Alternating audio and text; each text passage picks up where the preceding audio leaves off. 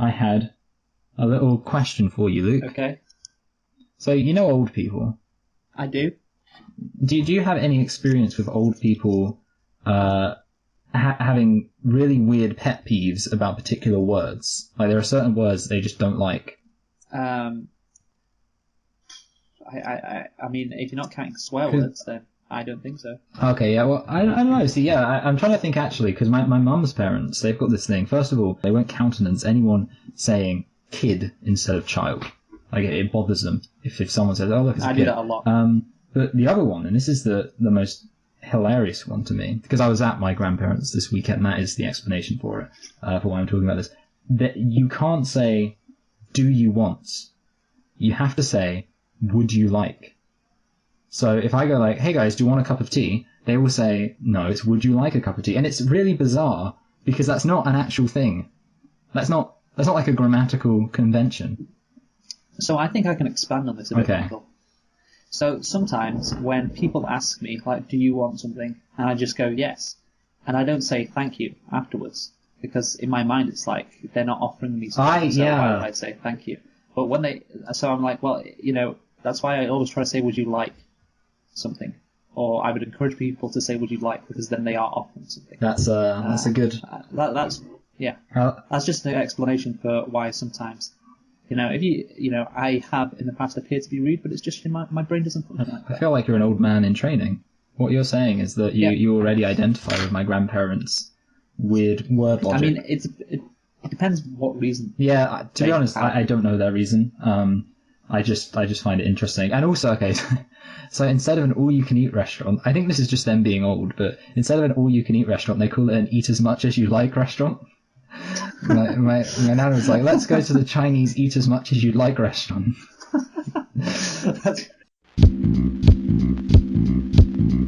Back up, chump, you know Biggie Smalls rips it quick and kicks it quick. You know how black niggas get with the hoods, fatigues, with the boots, with trees. Flipping trees, making crazy trees. Hitting buckshots at niggas that open spots on the avenue. Take my loot and I'm bagging. Pimping hoes that drive Bobos and rodeos. Flash the roll, make a wet in they pantyhose. Damn, a nigga style is unorthodox. Grip the clock when I walk down the crowded block. Just in case a nigga wanna act out, I just black out, blow the motherfucking back out. That's a real nigga for you.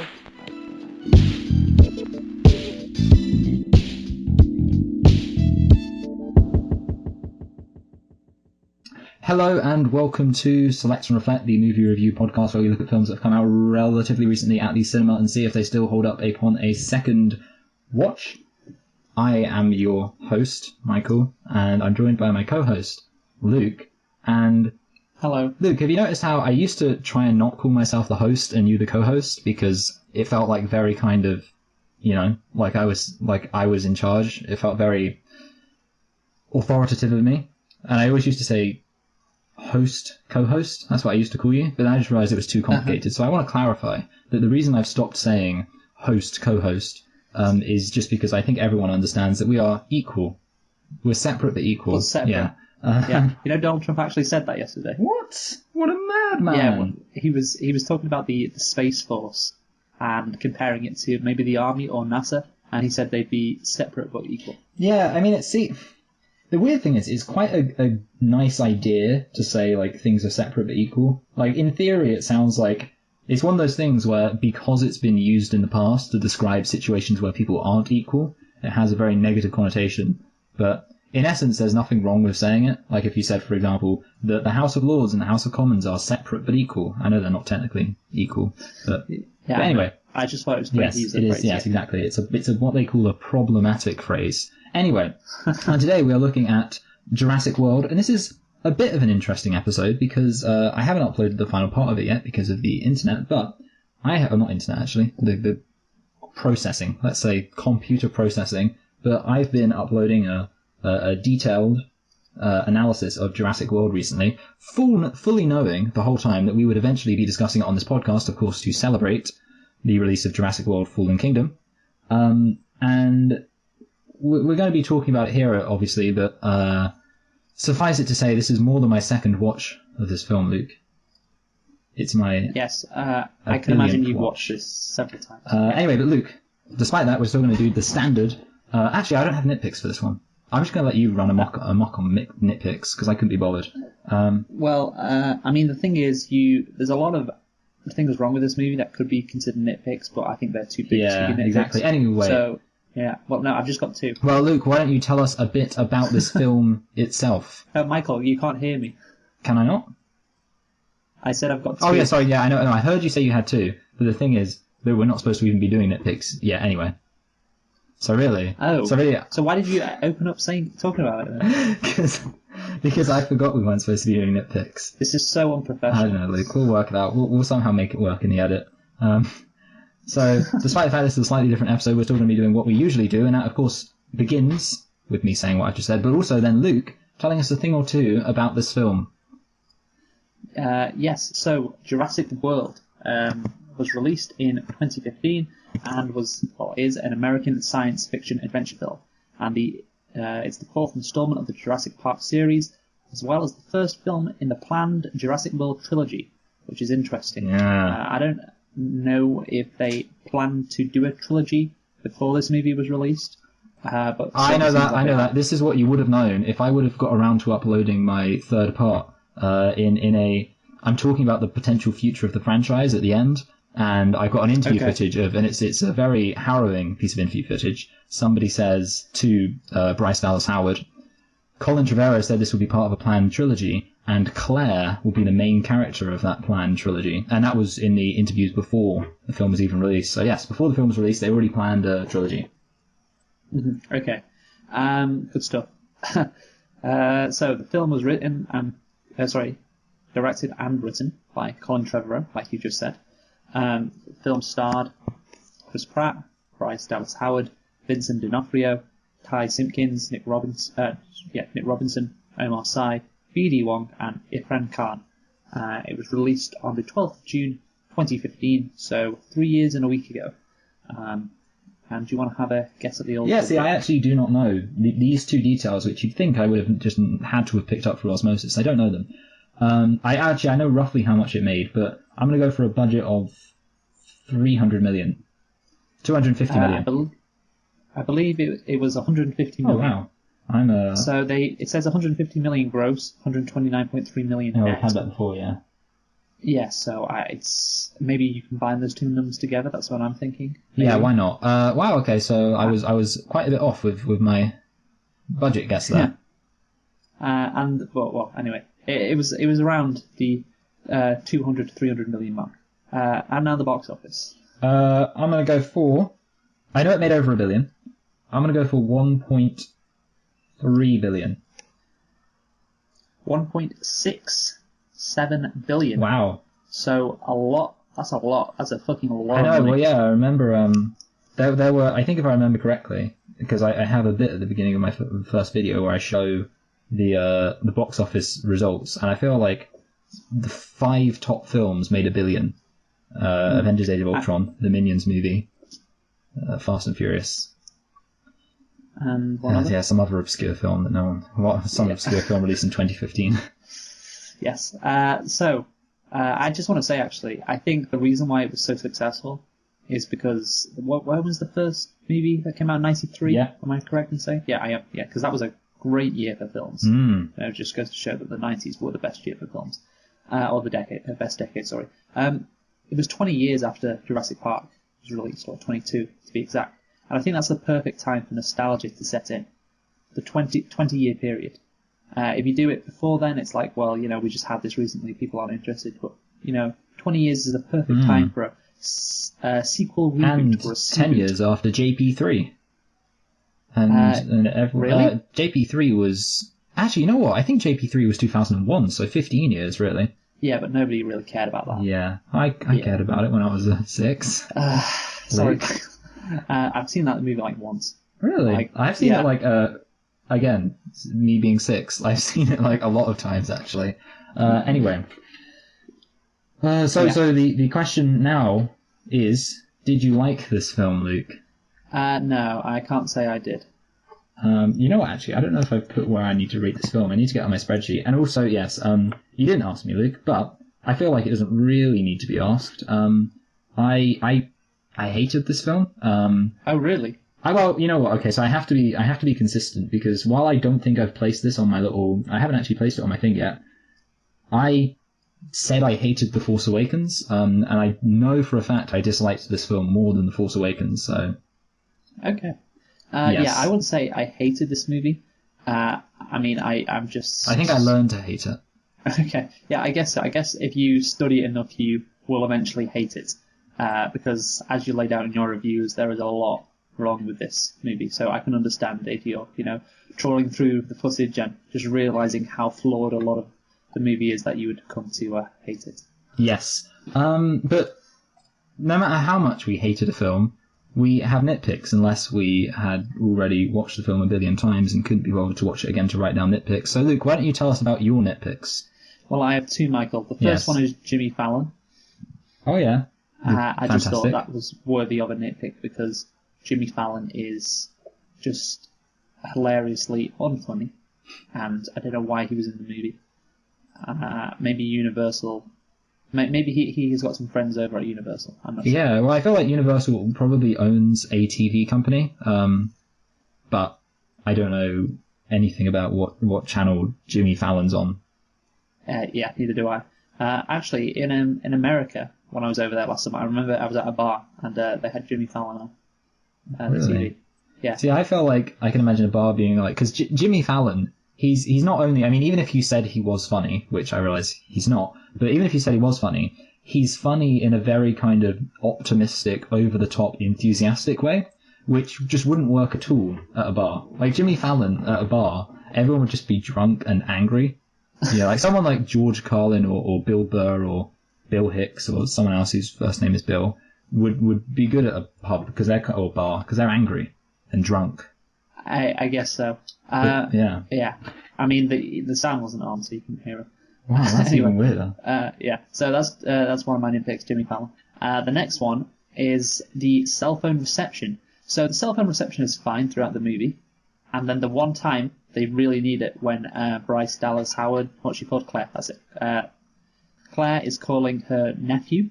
Yes. To tell him get back. There's an Indominus Rex on the loose or whatever. You need to get to safety. The one time they really, really need the cell reception to work, it does not work. He can't hear what she's saying. Yes. So yeah, that's another nitpick for you. You're right. Yes, that is a good one. It's one that I didn't point out. So well done. Well done, Luke. Thank you. Anyway, now we're basically just going to go through the entire film via looking at my chapters in my review.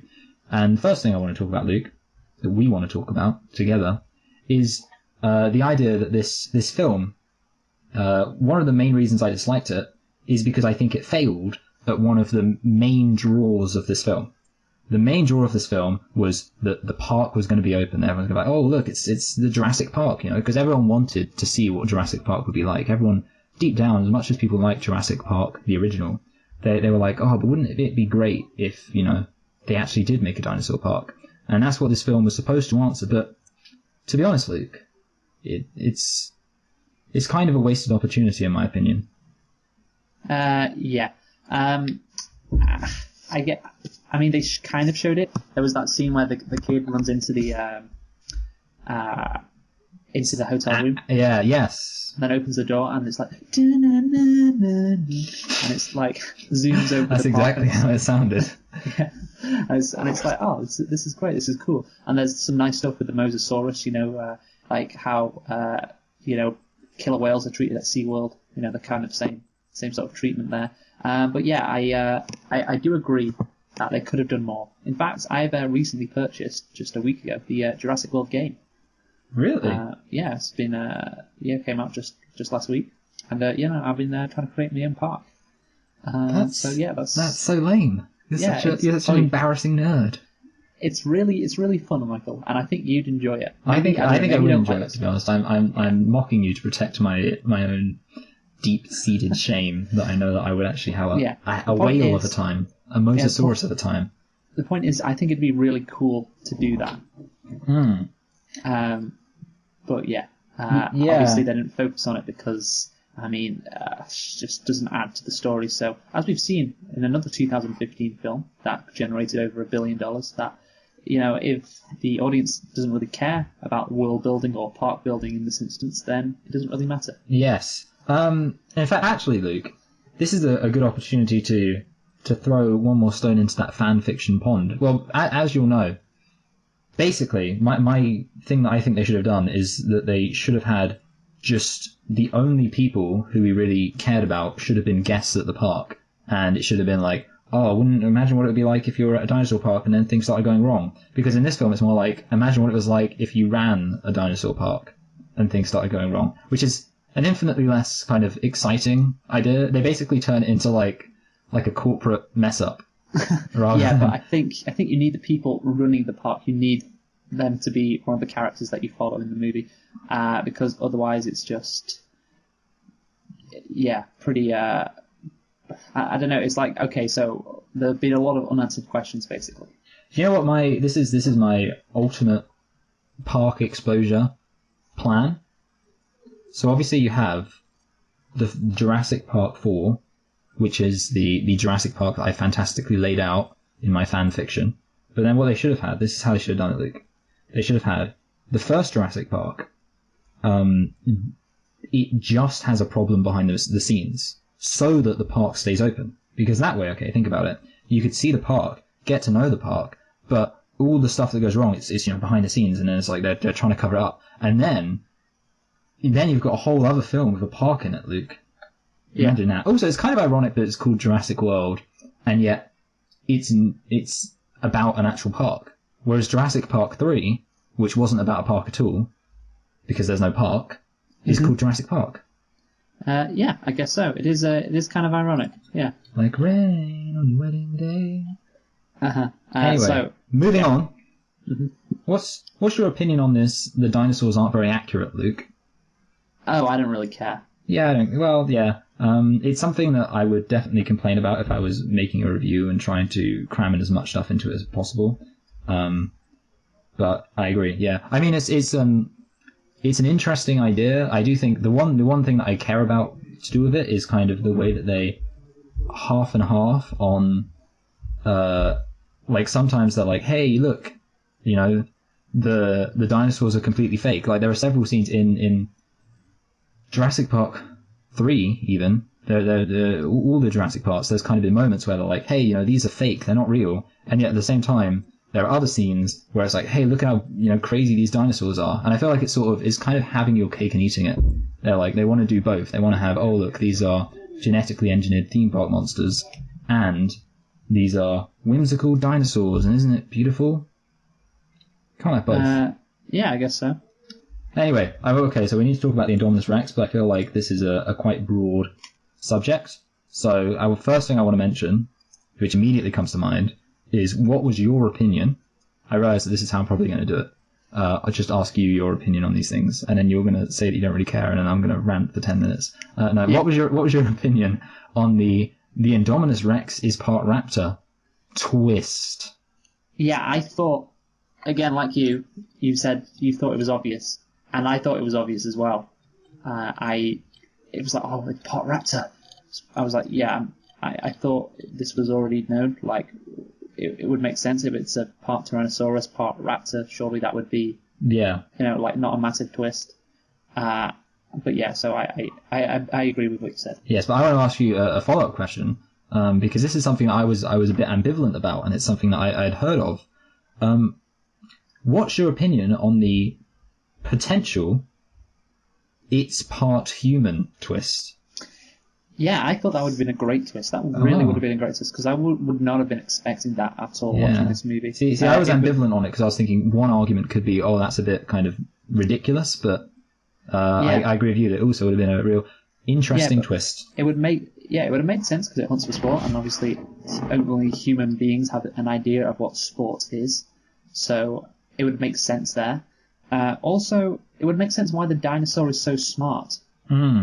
So the dinosaur is very intelligent, as we can talk about later when it escapes from its enclosure. Like, it does some incredible things. It knows where its tracking device is in its body as well. It knows that it needs to rip it out. And it's got like a motivation as well, which is weird for an animal to have. Like a motivation. It wants to destroy the park. It wants to get through. It wants to cause utter chaos. Because the script says that's how it needs to go. But like it's so weird for a dinosaur to act like this, and have the intelligence to know what it wants to do and what it needs to do to escape from the enclosure. It must have been so intelligent. So having human DNA would have not only made that bit make sense, which I would have appreciated, because I was thinking that was one of my major things watching the movie. It's like, how the hell does it know to escape? Like how the hell does it know where its tracking device is? So that human DNA would have made sense, and it would have been a great twist as well. Wow, you put human DNA in a dinosaur. That's something that nobody would ever have guessed, I guess. Yes. I agree. Like I say, I was reluctant to commit myself fully to the idea because in the context of my review, because I didn't want people like, that's stupid. But yeah, I agree with you. I think I would have been, yes, definitely interested to see it. Especially, like I say, if it was handled like a twist, and also if it was something where, it would have added an extra element of how kind of crazy InGen are, crazy people that run this crazy company. I just wouldn't do it anyway. Like the whole plotline of a monster or a dinosaur that's basically a monster because of all this DNA. I wouldn't do it anyway. That wouldn't be my first choice. But if you are going to do that route, go down that route, I really think human DNA would have been a great storyline. Yeah, I mean, you touched on something which I also kind of agree with, which is that this film, in my opinion, is too look at this new dinosaur centric. It's the same problem Jurassic Park 3 had with the Spinosaurus, except possibly even worse. This film is literally just 100% like, look at this dinosaur. Hey, look at the things it's doing. Look, we defeated the dinosaur. It's very, look at this specific dinosaur. I think you mentioned we could talk about the escape. I think the escape is the most nitpicky or nitpickable thing on the planet, and I'll just bring this up because I spent ages talking about it, and it's something that I only spent ages talking about because it personally bothered me. Do you remember I complained about how they didn't have the dinosaur on Isla Sorna? Yes. Yeah. You spent a lot of time on that. I was just thinking about it. It irritates me so much. It would have like they worked this out in the first film. They were like, oh look, we have this. We don't have all the dinosaurs in the actual park. We've got some of them in this offside place, which would have makes so much sense. And the entire film happens because people were like, hey, what if we kept our dinosaur, our experimental dinosaur that we don't know that much about, on the island? I guess so. But I just want to say, the thing is with that is I don't think many of the audience know there's two islands. So yes, I know as a fan of Jurassic World or Park series, you're very much like, how the hell can this happen? But I think the average moviegoer not an objective criticism. Although, so I was wondering, are there any particular? Because I think there are quite a few problems. Well, a lot of problems with the entire Indominus escape sequence. Are there any particular problems you can think of? Well, the first thing is, like, they don't have a heat signature. My first instinct would be, oh shit, is it dead? Like, I was thinking that, there's no heat thing. Like, that would be my first thing. Oh shit, has it died? Like, what the hell happened? Because it was like, it could have been a few hours since Claire last saw it, so it could have died in the last few hours. So that's what I was initially... that's what I would have initially thought. Oh shit, is it dead? Yeah, that would be a much more reasonable thought than... Yeah, instead of, it's escaped, when the guy said the wall, they haven't moved the gates in weeks or whatever, and surely if this massive Indominus Rex had escaped, like, somebody would have pulled it in. So that would have been my first thought. This dinosaur must have died. And so I wouldn't have panicked. I would have gone like, oh shit, no, we've just spent however much is it, 26 million on this dinosaur and it's dead. I better call up the control room to see where it is and see, whether we can get it back to life. I don't know. But, you would have assumed it's still in the cage and is dead. So, yeah, the fact that... so it's stupid that she then leaves the what's it called? Where viewing room? Just say viewing room. Yeah, the viewing room. It's stupid that she leaves the viewing room and then goes to... in her Mercedes and goes to the control room instead of just calling the control room from the viewing room. Yeah. Especially, like you said, when she suspects, although stupidly, she suspects there's a dinosaur on the loose.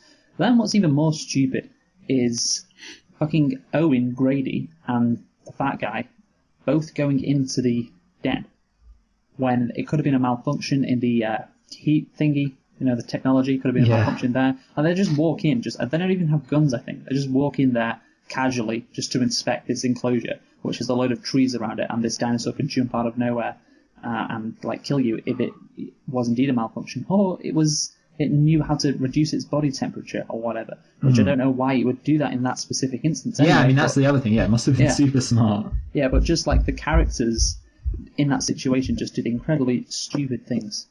Yeah, I mean, obviously it's kind of like a lot of horror films rely on the idea that the characters are dumb, and I feel like this film, it has like a lot of... It's like this film is a horror film in essence, but just not that scary.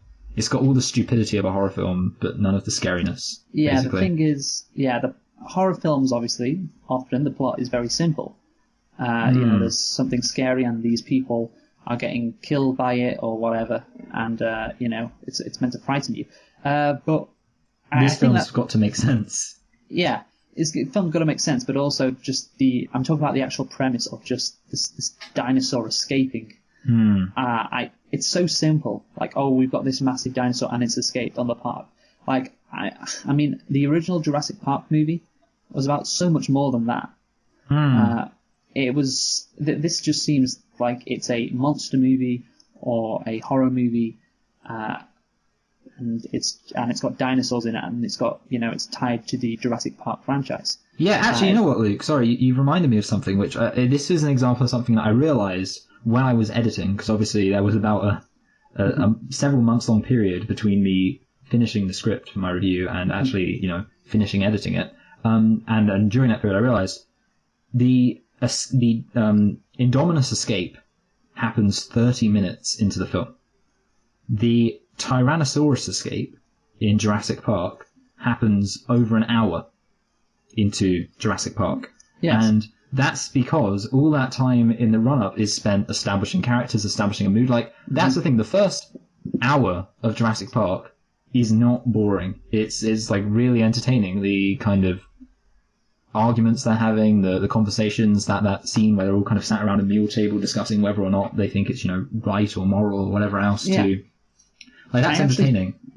I actually found the bit where he's doing the stuff with the velociraptors quite cool, or cool, whatever. I enjoyed it because it was like, oh, this is how they treat the dinosaurs, and it was I think it was a good scene, but yeah, it's just the plot is just so simple. It's like, oh, this massive big dinosaur is released on the park, and that's it. There's nothing more to it. And I'm just thinking, like, if you had this movie be released, obviously in 2015, but the original Jurassic Park series didn't exist, how would people respond to this movie? People would genuinely think it was terrible. Yeah, like, for critics, like watching this movie, if the original Jurassic Park didn't exist, they would just say, well, it's just a monster movie with dinosaurs. It's an interesting premise, but they've just like wasted this interesting premise by having it basically be like a horror movie or a monster movie, like I say, and it could have been so much more than that. Yeah, you're right. See, I'm quite a fan of not very good monster movies. Like, I like if there's some kind of stupid film with 5 stars on IMDb and 40% on Rotten Tomatoes, and it's about a giant crocodile stalks the jungles of Burma, and 3 adventurers go to find it. And you know that the CGI for the crocodile is going to be terrible, and the characters are going to be terrible, but it's enjoyable. This film is... It doesn't do either right, I don't think. Like, if it was just, like, completely stupid and just like, hey, look, it's a monster, blah, blah, blah, then, I mean, I wouldn't say it was a good film, but I would say it's an enjoyable film. It's like the worst combination because it's got the stupidity of a, 5 out of 10 on IMDb monster movie made on a shoestring budget, but it's got the pretenses to sincerity of a 4th installment to one of the most fantastic films, or certainly one of the most fantastic action adventure films ever made. Yes. And okay, so the one thing you haven't mentioned, just on this last thing on the Indominus Rex escape, because this is something that bothered me, and if I had to pick one thing to complain about, it would be this. Chris Pratt covering himself in gasoline. like I guess maybe you remember, it makes no sense because they established that it hunts through detecting thermal signatures. So it doesn't make any sense that he covers himself in gasoline in order to avoid it, because it doesn't smell. And that just personally irritated me.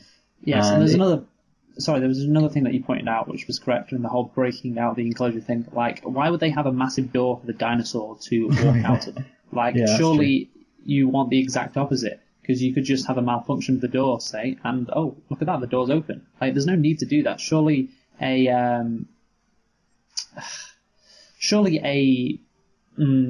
dinosaur would be airlifted out. Like, that's what happens that's what happens in the Jurassic World game I've got. The dinosaurs, when they're transported, they have to be airlifted out. If they don't. That's hilarious. Like, so the Jurassic World game, basically teaches you how to manage a park properly, and it establishes a system that would basically mean that what happened in Jurassic World couldn't happen. Actually, you know what? I have to ask a question about this Jurassic World game. Do dinosaurs run amok in it ever? Yeah, they can. Do you have to be really stupid? Sorry? Do you have to be really stupid for it to happen? I think they run amok. Obviously, you can place a dinosaur anywhere in the park, so you can do it yourself. Okay.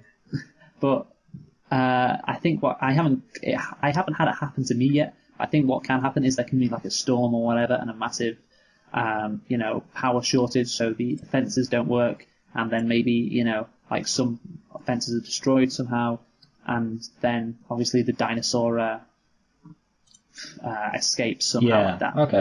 That's how I think it happens, but I haven't had. Do you have to properly pay your IT programmers so that they don't destroy all the thingies like what happens in the first film?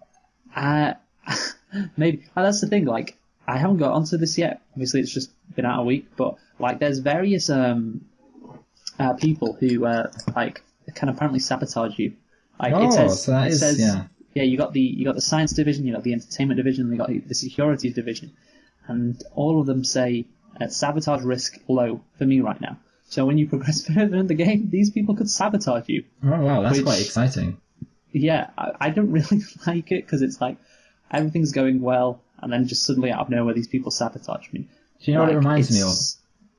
It reminds me of the Civil War mechanic in Civilization 4. In Civilization 4, you can be building a fantastic empire, everything's going fine, and then literally a civil war will just break out, and your entire country will split in half. Yeah, there has to be a reason for that, I think. Yes, anyway. Okay, what do you want to move on to next? Characters. Pretty standard one, we talk about this all the time, so I basically got these characters. Number 1, Computer Guy and Computer Girl. I think I maintain still that these are the best character. Certainly, Computer Guy is the best character in the film because he's like a character. I think he is definitely the best character in the film. He's got a personality, Michael. Yes. Which is quite rare these days, apparently. But yeah, he's a hipster kind of guy, and he has an appreciation for the old park, and it's kind of like a meta commentary in the movie. There's another thing, obviously, with the meta commentary in the movie, which is the Indominus Rex being bigger and better. Yeah. To get people to draw in, but obviously we'll talk about that in a bit. But yeah, so obviously he doesn't like the new park because of all the corporate stuff that's going on with it, and he loves the old park, just like some Jurassic World fans, or Jurassic Park fans, sorry, would probably not like this movie because maybe of the corporate side, I don't know, but they may just have an appreciation for the old movie because they feel like it was better, and they have bias because of the nostalgia bias. I think that was a good parallel between perhaps fans of Jurassic Park and basically fans of the old Jurassic Park movie. To sum up this film, the best character in this film is somebody who would absolutely hate this film. Yeah, it's a good way to sum it up. I can't actually remember his real name. I know the actor who plays him is called Jake Johnson. But if Computer Guy saw Jurassic World in real life, he would say it was the worst film he'd ever seen. I believe he's called Lowry Crothers. Lowry Crothers. You know what? What a weird name. I don't think he's ever mentioned by name then. No, he's not. And Computer Girl is I think only interesting insofar as she's part of like a pair. I don't think she's she's just a normal person really, isn't she? Yeah. Do you know what her name is? I I actually, again, know the name of the actress. It's Lauren Lapkus. Yes. But no, I don't. Yeah, the character's called Vivian Krill. Oh, you know what, actually, I think I do remember hearing the name Vivian, but I could just be basing that on my watching the behind the scenes. So yeah, good characters. And then the final kind of minor character, well, actually two final minor characters, but one of them we'll talk more about later. So Ms. Rani is, I think, again, probably a reasonably good character.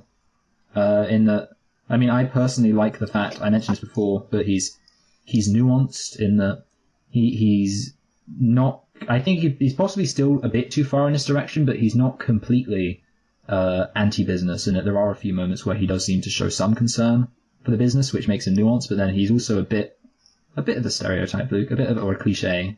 Like, hey, it's all about enjoying life, not about money. I think he's a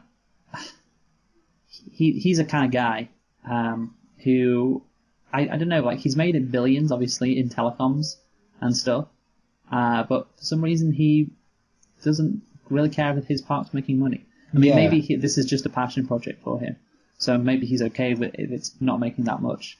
But yeah, like you say, it's a bit of a cliche, a bit of a stereotype, but I kind of enjoyed him because he, you know, who was the best character in the original Jurassic Park? Ian Malcolm. Well, I'd say John Hammond, but Ian Malcolm is definitely, it's definitely up there as well. Muldoon, the hunter. Both of them are really good. So we can agree they're top two. I think you do agree with that, right? Yes, I agree. They're top two. Okay, top two. So obviously he's the most John Hammond-esque character. But the problem is, you don't really have an Ian Malcolm at all. Yeah, you don't have an Ian Malcolm, and everything needs an Ian Malcolm. Everybody needs an Ian Malcolm. Every movie can be improved if Ian Malcolm is in the movie. That's true. Yeah, that's actually, I genuinely think, I mean, I'm thinking about a film that wouldn't be improved by that, and there's none that exist. Yeah. I guess maybe, what would you think if there were two Ian Malcolms in Jurassic Park: The Lost World? What if it was Ian Malcolm and his twin brother? That would add a comedic element. What if in Jurassic Park: The Lost World somebody pointed out that Ian Malcolm looks a lot like Jeff Goldblum? So in order to go on a heist, they had Ian Malcolm pretend to be Jeff Goldblum. Yeah, see, the dinosaurs were friends with Jeff Goldblum, so Ian Malcolm had to pretend to be Jeff Goldblum, so they'd get along with the dinosaurs, so they could kill the dinosaur that had escaped. Yeah, genius. I love it. Anyway, question: did you think it was a bit crazy that Ms. Rani died? Yeah, I thought it was a bit crazy. I mean, he dies in like quite a casual fight. His helicopter just blows, or doesn't blow up. It goes into the glass and then it blows up. The glass enclosure with the velociraptors. And so yeah, I thought it was like, oh well, he's dead, like that kind of thing. He didn't even have like a good death.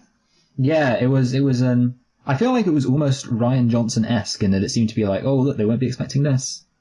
They won't be expecting him to die so unceremoniously. Yeah. Is that going to be the new thing when something happens unexpectedly in a movie? It's going to be, oh, that was Rian Johnson-esque. Yes. And then the last person I was going to mention, well, the last minor character is Zara, but I don't want to talk about her yet because I've got some things to say about Zara later, Luke. So now we're going to talk about the main characters. Okay. So, first of all, the brothers. I think reasonably okay. I didn't dislike the brothers. What's your opinion on the brothers, Luke? Yeah, they were fine. I mean, the guy, or the older brother, keeps on staring at girls, like, creepily. Yeah, and they don't do anything with that, do they, Luke? As I pointed out. No, they don't. I mean, they shouldn't be in the movie. Anyway, I mean, that kind of adds to the sexism, Michael, that you talked about. Oh, well, you know what, Luke? We're just on the verge of getting into that. We're just on the verge. We're just on the verge. We're on the tip. So I agree with your sentiment that the brothers were fine. I didn't really care for them. Like, they're cliches. Like every character in this movie is a cliche. But you know, whatever. Speaking of cliches, Luke, what did you think of Chris Pratt? I mean, I'd forgotten his name. It's okay. Wait, I'm ready for this. It's Owen Grady, but it did take me a while to learn that. He's in the Jurassic World game, and Chris Pratt's face props up, although Chris Pratt isn't himself doing the voice. I think he's there's various Jurassic World characters in the video game, but he is the only one. He's the only actor that didn't lend his voice to the game. Which I thought was Chris Pratt is a hack. He can't even be bothered. Yeah, I mean, he's so boring. He is. He's just standard action movie. He's got nothing to him, no personality, and it'd be really.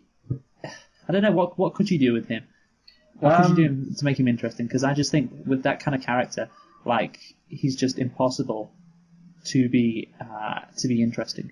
Well, obviously, for example, Alan Grant and Jeff Goldblum, Ian Malcolm are both interesting characters. I think because, so Alan Grant's, they both have flaws. Alan Grant's big flaw is that he hates kids, and then like one of the arcs is that he learns to like kids. Yeah, but you don't want to like them too much, do you? No. And Ian Malcolm's big flaw is that he's a cynical asshole. And then in the second film, he gets proven right because everything goes wrong. But, he's still cool because he's Ian Malcolm, so who cares? So, yeah, I feel like really what you need to make a character interesting is flaws. And Chris Pratt doesn't have any flaws. He's fantastic at everything he does. There is nothing in the film that he attempts to do that he fails to do, nor is there anything he says that is incorrect. He's just a really safe pair of hands, really. Yes. He knows what he's doing. I'm not really sure what else you can say about him. Yes. And that means I will say this. Oh, actually, I didn't mention this. You haven't seen this, but this is something I say. In the bit where Claire and Chris Pratt are hid in kind of like the garage area, like the old Jurassic Park Center, and the Indominus Rex shows up. Mm-hmm. I thought Chris Pratt was going to get eaten. I thought it was going to be like, because I guess I kind of had been primed for that. No, actually I hadn't yet, because Mizrahi's death hadn't happened. But I thought, honestly, that just kind of, in the moment where I went quiet, he was going to burst through. I mean, it did burst through, but I thought it was going to get Chris Pratt. I really did. And if it did that, I would have loved the film. Well, not loved it, but I would have said that it would possibly raise the film an entire score out of 10 if Chris Pratt would have been eaten, because it would have been interesting. Yeah, it would have, but this would happen right at the start of the movie? No. I'm thinking about, okay, so I feel like we're not... So, Zach and Gray, I can't believe that one of the brothers is called Gray. Anyway, Zach and Gray go to the old visitor center and they find a Jeep. And they fix it up, and then they drive off. Okay? Yes. And then Chris Pratt and Claire show up after that. So it's about I'd say it's about the 1 hour, 20 minute mark. Yes, I get what you're saying, yes. I don't know, Michael. I don't know. It would have just been like, oh, well, okay, he's dead. So what? Yeah, well, I mean, obviously, I guess it's... I feel like it probably would have just made Claire more interesting, maybe. Maybe, I don't know. Like, basically, I'm just thinking, it didn't matter that he was... I guess the point is that it didn't really matter if he was alive, nor did it matter if he was dead, nor did it matter that he was in the film at all.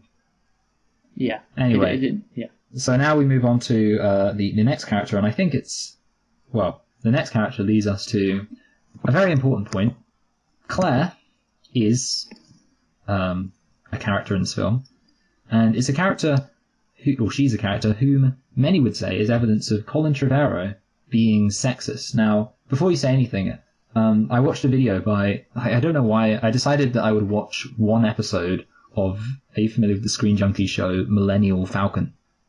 No. Okay, well, it's called Millennial Falcon, so you can imagine how great it is. Really bad. Okay, so I'll tell you why I watched it. This was well after, though. This was just a few weeks ago.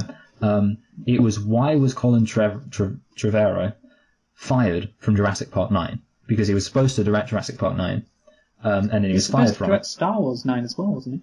Oh, sorry. I meant Star Wars 9.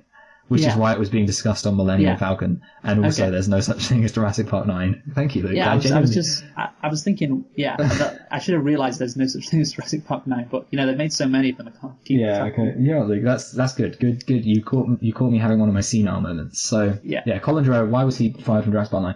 Basically, they were talking about how he's released a film since Jurassic World, and apparently that has problems with sexism. They didn't explain exactly what it was, and also his first film, Safety Not Guaranteed, apparently has problems with sexism. And again, in both cases, They didn't explain what the problems were, but it wouldn't surprise me. So I think we should kind of go through the essential. Yeah. I just want to say on that bit, before we go through how sexist this movie is, that I can't imagine you would fire somebody because they produce a couple of movies, or maybe 3 in this case. Sorry, that wasn't actually their reason. Yeah, the actual conclusion they reached was more substantial than that, I should clarify. All right, good stuff. Yeah. So it wasn't just that he was fired because he was sexist. Don't put that in your movie. But yeah, it certainly would. Well, the thing is, obviously, I guess, as any red-pilled dude bro would tell you, Star Wars is run by feminazis, so you can understand why they wouldn't like it. Why was he fired? Well, it was a whole host of reasons, Luke, and to be honest, I think it would... You should just watch the video. There we go, that's my plug for Screen Junkies, yeah. So yeah, basically, I mean, the ultimate thing is it doesn't really matter. It was just a bunch of people talking about Star Wars, and really, isn't that all that needs to be the case for us to be happy? I mean, we've covered everything to do with Star Wars in our last video, so... Yeah. Anyway. To watch Screen Junkies, yeah. So, first of all, just to go through them in order, the sexual harassment. Chris Pratt. So really, there's only. I mean, it sounds like you're making a feminist criticism if you literally just describe what happened. Claire walks up to Chris Pratt to discuss business, discuss like various business things, and says they need to consult. And Chris Pratt says, "Do you want to consult here or in my bungalow?" Now, Luke, I have a challenge for you if you choose to accept it. When you leave university and get a job, and a woman walks up to you to talk about business, ask her if she wants to have sex with you. Okay. And see how that does you. What if it works? Then you've officially proved feminism wrong. Well done. That sounds like a Family Guy thing. Like, Peter goes up to somebody in work, asks them, "Do you want to have sex with me?" And then it cuts to him in bed with this woman. And he's like, "Wow, feminism got it all wrong." That's a classic family. There is a Family Guy episode about sexual harassment where Peter tells the joke, "Why do women have boobs?" So you can look at them while they're talking or whatever. Yeah. Classic. Yeah. Classic. Wait, was that one of the early Family Guy? It was one of the really early ones. Back when I think that episode was quite funny. Anyway, so yeah, I mean, there's not that much you can really say about it, Luke, is there? No. I mean, you covered it all in your video essay quite well. How sexist Claire, or how sexist this movie is because of how Claire is portrayed as basically somebody who needs to embrace her feminine side, needs to embrace the possibility of having children, embrace the possibility of getting into a romantic relationship with this guy who, he's attractive and all, but maybe, she just doesn't like his personality. Maybe her they just don't sister fit. literally cries into the camera because she doesn't want to spend time with her nephews. Well, I can understand that. Yeah, it does make sense, family. but it's very Yeah. So that's the thing. That the message of the movie is like Claire needs to stop being so uptight, which I think is a good thing. But then she also needs to, do stuff that a stereotypical woman from past movies, like not this decade, like maybe the 80s or the 70s, like she needs to fall for the man, and she needs to, realize that as a woman she should be having children. Yes, it's very... and I guess the final thing, so yeah, I mean, you've covered that. The whole thing is her character development has nothing to do with becoming a better person. Literally, the two things that change are that she becomes more maternal and more romantic. Yeah, the thing is as well, she's running this park, like this massive park, which is world famous, like celebrities visit, like she said.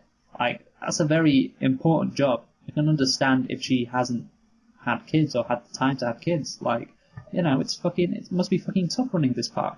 She's very busy. She's got all these contracts to sort out, Verizon and the owners coming to visit, at the same time that her nieces are coming to visit. Her nephews are coming to visit. So yeah, I don't think she was necessarily the bad, or she didn't necessarily need to change that much. I think, No. In that job, you gotta be busy. You gotta put family or relationships to one side if you've got this important a job. Yes. Final thing on the Claire sexism, just heels. Yes. Stupid that she's wearing heels so much. And dumb. It kind of feels like the battle between second wave feminism and third wave feminism. Hold on a minute, Luke, but I thought that third wave feminism was evil feminazis, blah, blah, blah, blah, blah. Yeah, I mean, maybe I'm getting this wrong, but I feel like you are right. second wave feminism, it would be like, oh, you go, girl, wearing those heels and running around. And then the third wave feminism would say, like, well, why did she need to wear them in the first place? Yeah, well, to be honest, it's more of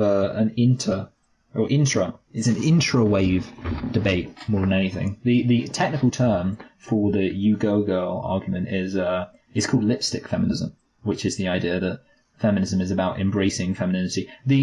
I guess we should clarify, because obviously, far be it from us to police women's femininity in the name of progressivism.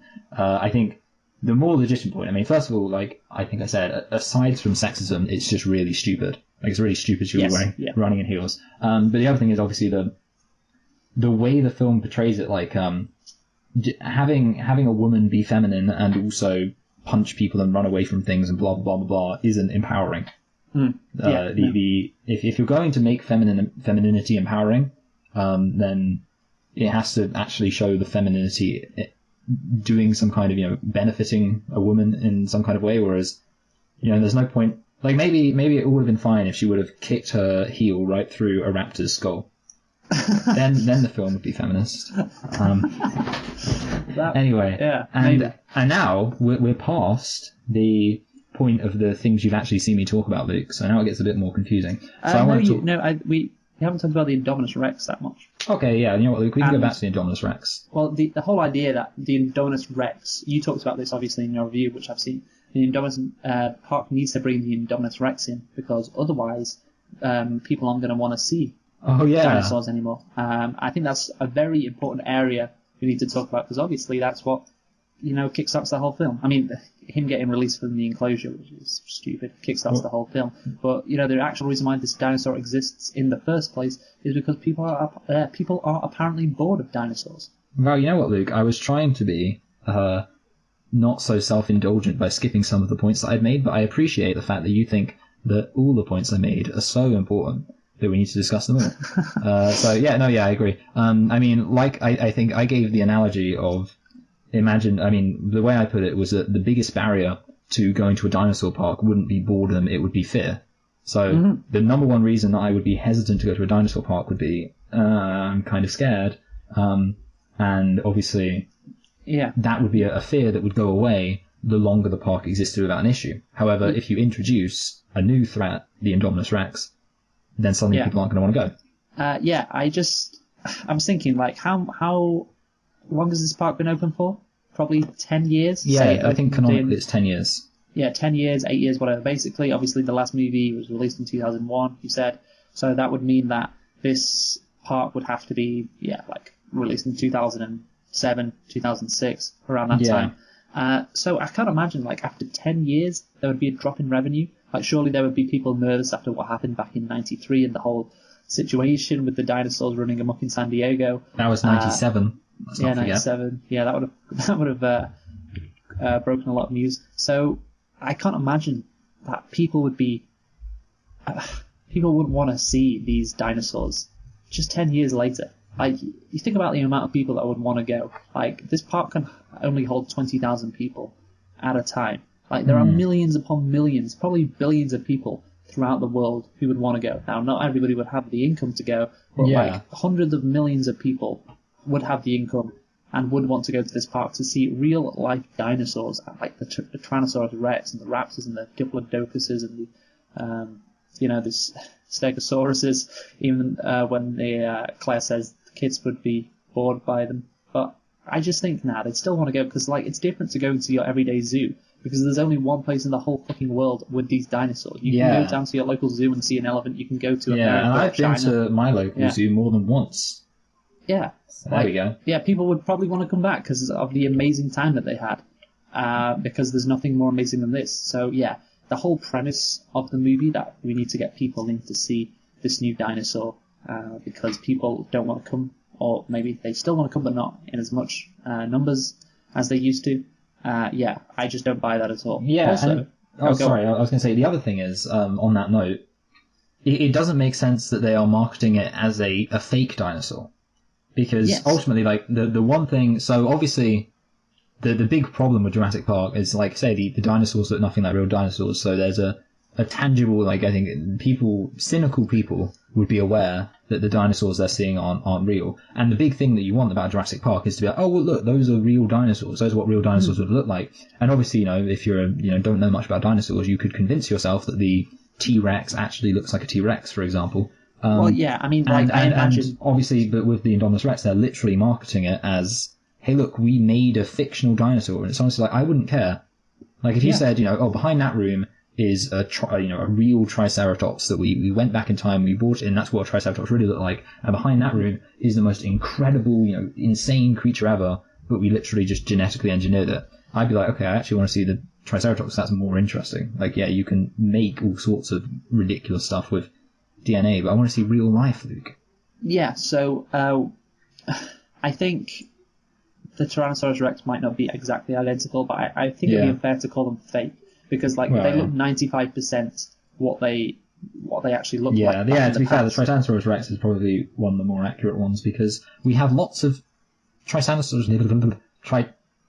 Tyrannosaurus Rex skeletons. That's why it's so famous, because we've got so many skeletons of it. This is something I find kind of interesting. A lot of the dinosaurs that, you see like complete skeletons of and blah, blah, blah, blah, literally all they found of that dinosaur is like 3 bones. And they've just been like, oh, wait, okay, so it was probably this big and probably had this shape and things like that. And they've literally just worked that all out. But yeah, so Tyrannosaurus Rex, we have loads and loads of complete skeletons, so we know what they look like. Yeah, so, you made a great point that I think authenticity is one of the key selling points of Jurassic World. Like, it's a dinosaur park, not a monster park.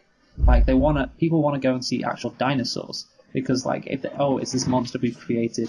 It's like, well, you know what? Like, you've just made that up. That's a whole different kind of thing to a dinosaur park. The whole point is, beforehand, the whole point was we're going to try and get these dinosaurs to be as accurate as possible. And if we can't do that, we'll make it up a bit. But we're tree frogs. Yeah, we're trying to be true to these dinosaurs. But just making a whole one up, well, that's just completely changes everything. Like... it should be like a whole new sort of island. Then it should be a whole new sort of park. Because I would go to an island that had a giant ape on it. I'd go to an island with King Kong. Yeah, it's like, okay, this is now a monster park. You're adding in like cuttlefish and what else is there? Like tree frogs. And let's go for snakes. Probably has some snakes in it. Why is the snake like that's another thing? Why are all these animals in this dinosaur? It serves the plot, but like, do you really need like tree frog DNA so it can grow quicker? Is that really necessary? You know what? I don't understand. Okay, see, I guess maybe you remember this in Jurassic Park. One of the big things is that they say that that all the dinosaurs are female, so that the dinosaurs can't breed. And then the twist is, or I don't know if you call it a twist. The reveal is that they have started breeding, and the reason they've started breeding is because they have amphibian DNA in their genetics. And that means that they can reproduce something to do with amphibians. They change their sex in different circumstances, things like that, blah, blah, blah. But now they're using tree frog DNA, and it's like, haven't they learned their lesson yet? We're now moving into the stuff that I haven't had, that you haven't seen, okay? So the first thing I want to talk about is Zara's death, okay? Okay. It is a very uncomfortable and I want to say distressing scene to watch. It feels really out of place and mean-spirited and bizarre.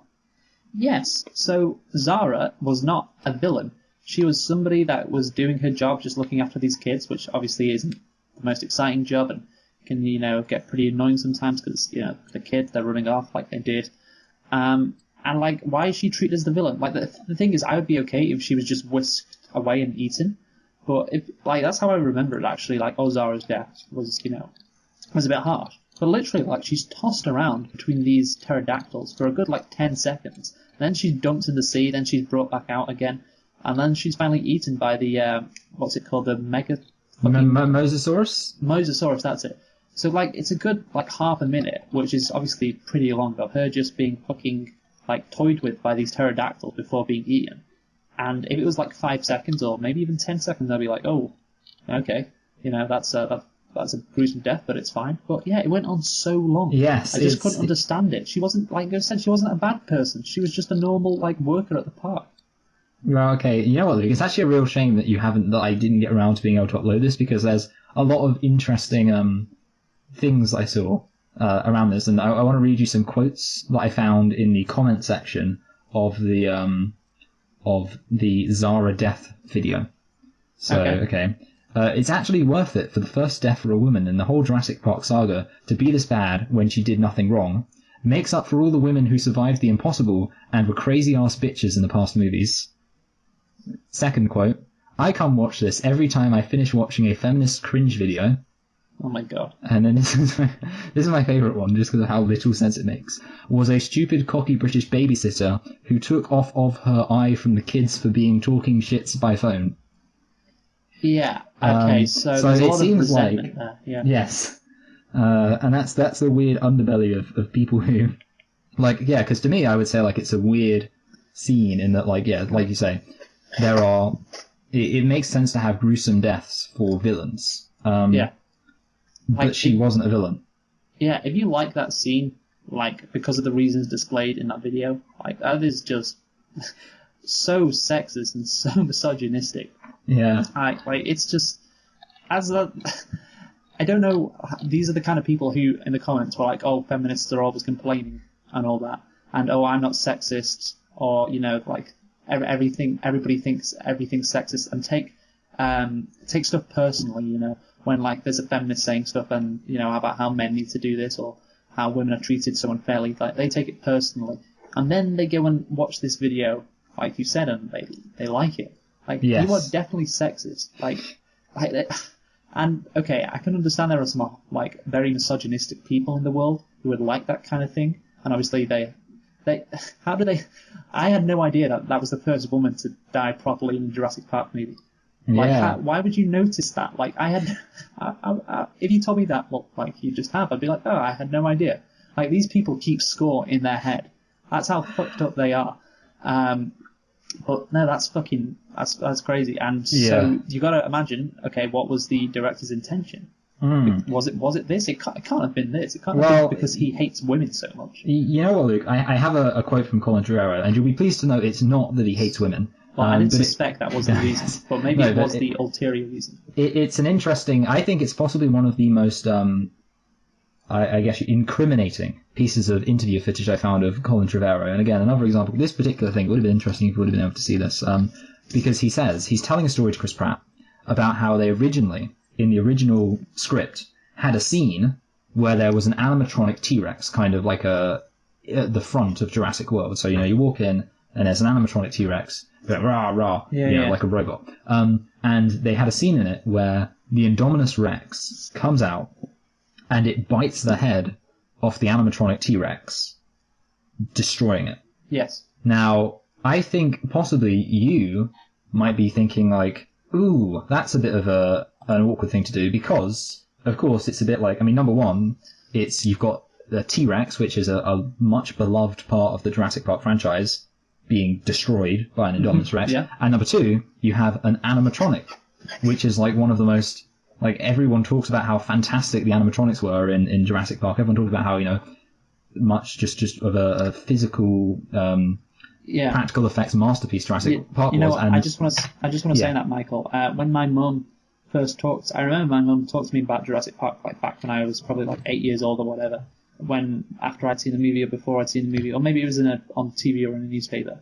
And she said, like, the first thing she talked about was how amazing the special effects were. Yeah. And obviously nowadays we're used to incredible special effects, but back then I imagine that was the major thing for Jurassic Park. It's like, wow, these special effects. It's incredible. Yeah. The animatronics were very good.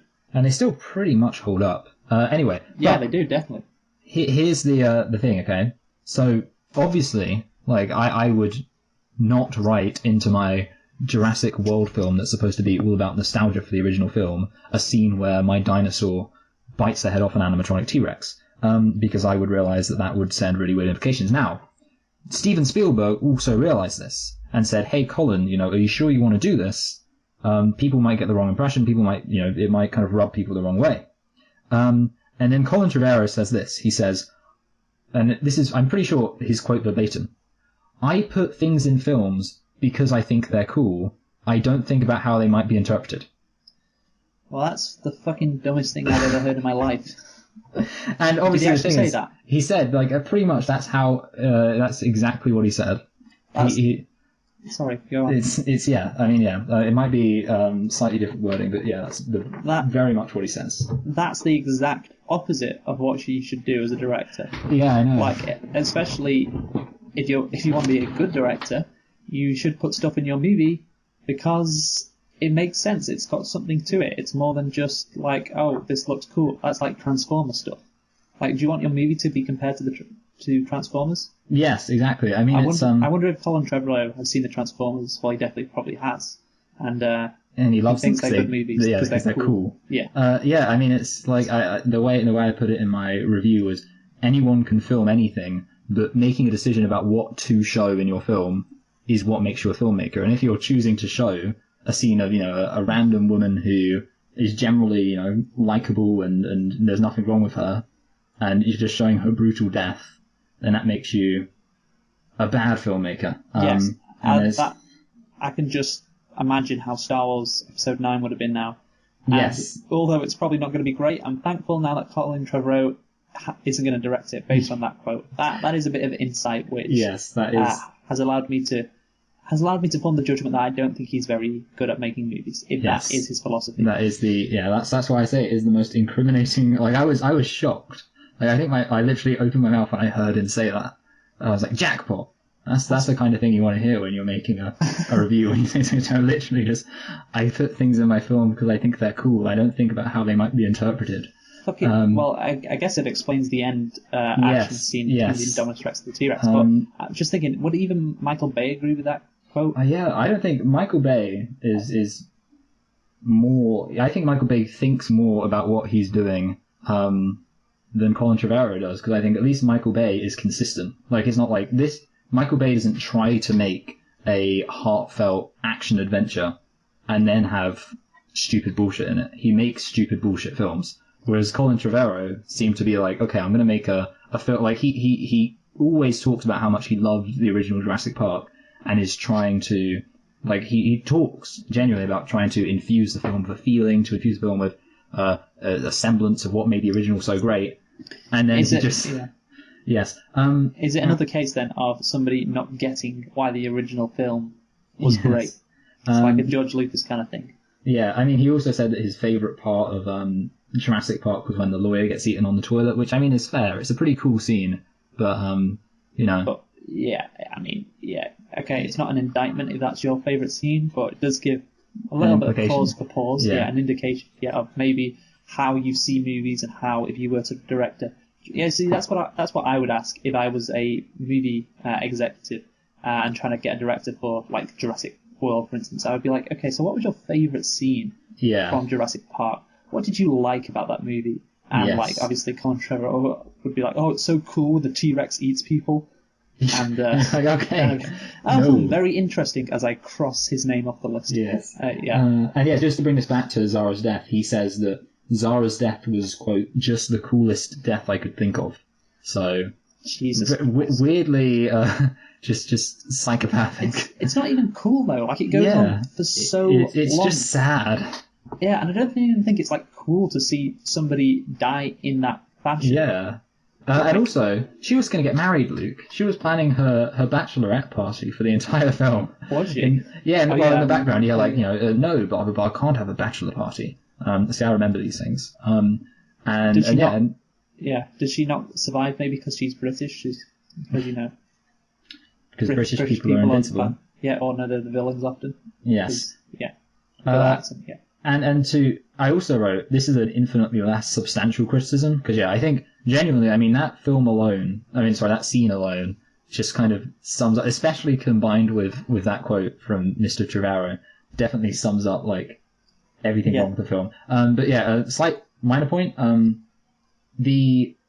I found the idea of the pteranodons and pterosaurs attacking people to be out of place. And I'll tell you why I found it to be out of place, Luke. It's basically for two reasons. Number one, because in the book, which I have read, because I'm a nerd, the pterosaurs, or pteranodons, or whatever you want to call them. Wait, what? Pteranodons? Well, okay, see, it's a bit confusing, because I think pterosaur is a broad term for any flying reptile, or any prehistoric flying reptile. Well, it's okay, see, pterodactyl, I think, is a more specific term for the kind of... Because, okay, there were two kinds of flying reptiles attacking people in the scene. There were the ones with the kind of like really thick heads that were sort of smaller. Okay, so you know and then the there were ones then. with the really long beaks that were...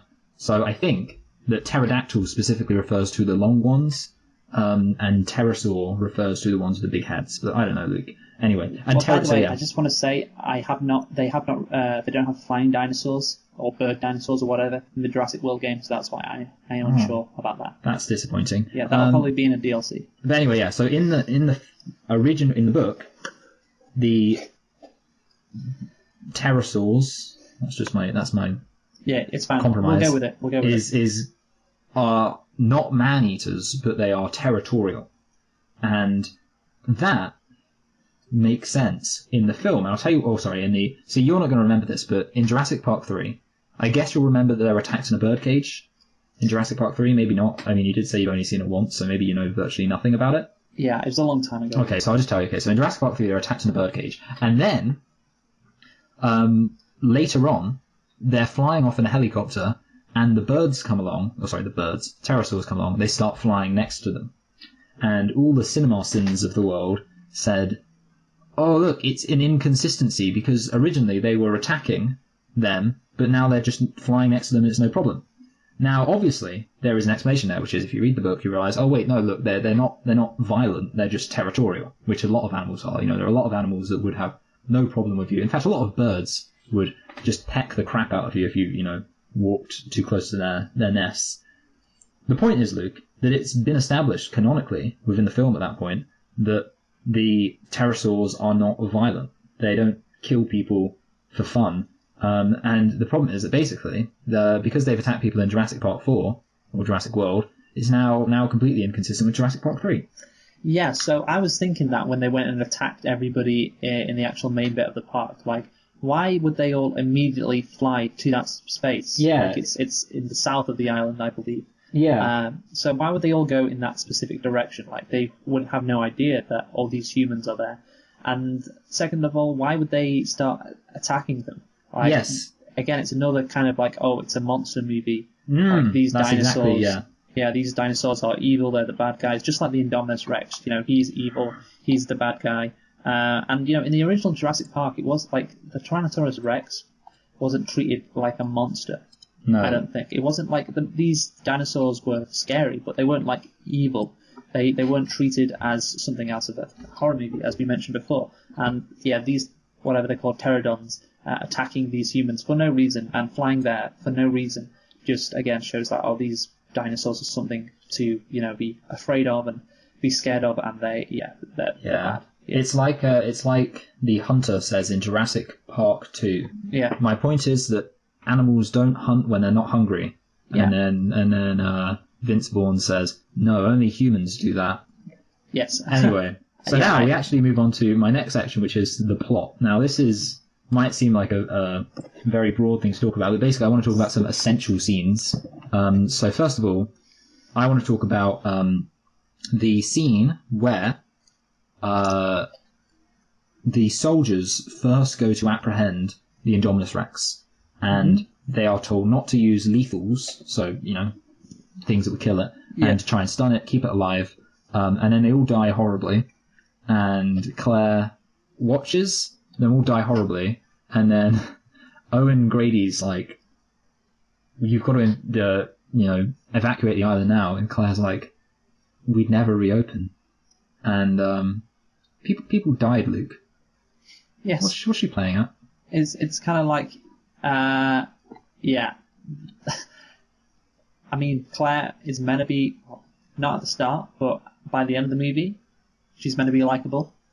I mean, maybe right then she was just such in shock by what had happened, and she could only, say, we'd never reopen, You know, like, she wasn't thinking straight, so that was her response. You know, some people act a bit weird sometimes in situations such as those, but yeah, I mean, like, it's not the right thing to say at the time. And yes, I would definitely evacuate the island if this Indominus Rex could take down a whole fucking SWAT team or whatever. Yeah, and just be like, or kill them, or kill the Indominus Rex. I know it's 26 million down the drain, but kill it. Maybe that could be an option. Maybe they can't do that because, you know, it would take too long to do so because all the people that were trying to take it down in a non-fatal way have now died. But yeah, I think if that's your first thought, maybe there's something a bit wrong with you, and I could give her the benefit of a doubt. But yeah, it's hard to do so when people have just died. Right? It does not make her look sympathetic. No. Yes. It makes her look like an evil person. So now I'm just going to mention scenes. You've already brought up one criticism of this scene. So the gyrosphere scene, of course, spanning from the moment when they kind of first get the call from Claire, which of course, like you say, is incredibly ridiculous and convenient, all the way through to when they jump into the waterfall. Do you have any specific things to say about that? I mean, it's kind of coincidence that this Indominus Rex finds these kids. Yeah. And how he can sneak up on them when I imagine his footsteps would be pretty loud, as was evidenced in Jurassic Park 2, obviously. But yeah, I don't know. I have anything else to say about that. So I actually have a whole load of little criticisms, which I'm not even going to say because one of them is actually very visual, which I can't even describe. But I'm just going to say that when I do eventually get the big thing up for this, there's a scene that I literally play over and over again because it makes no sense. Basically, I'll just say it involves them when they fall out of the gyrosphere. They're facing forward, but they fall a foot, and then it cuts to them on their fronts, landing on their fronts, and there's no, like, between the cut, they do a 180 in a split second. Anyway, but this is my actual nitpick I'm going to stick with. They're being chased by this giant Indominus Rex, and they run into a clearing.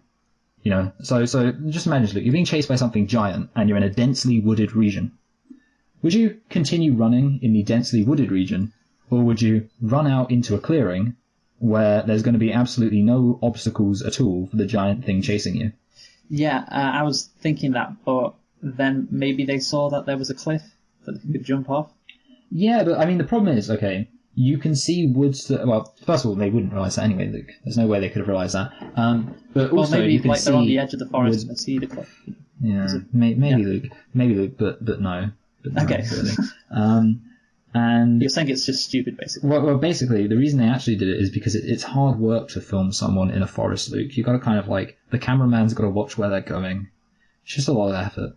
Okay, that's why they did it. Yeah. Anyway, and then I think the next thing I want to talk about is Chris and Claire. See, I call him Chris because that's who he is to me. Find Brachiosaurus, and it's very sad and sad. It's a very depressing moment.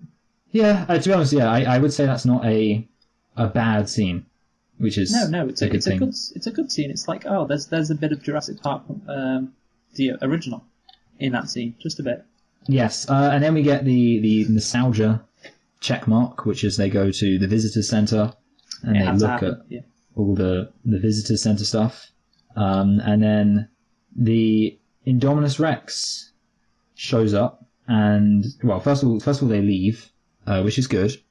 So the brothers are able to leave, and then Chris and Claire get there, and the Indominus Rex shows up, and none of that's very important. But I'll tell you what is important.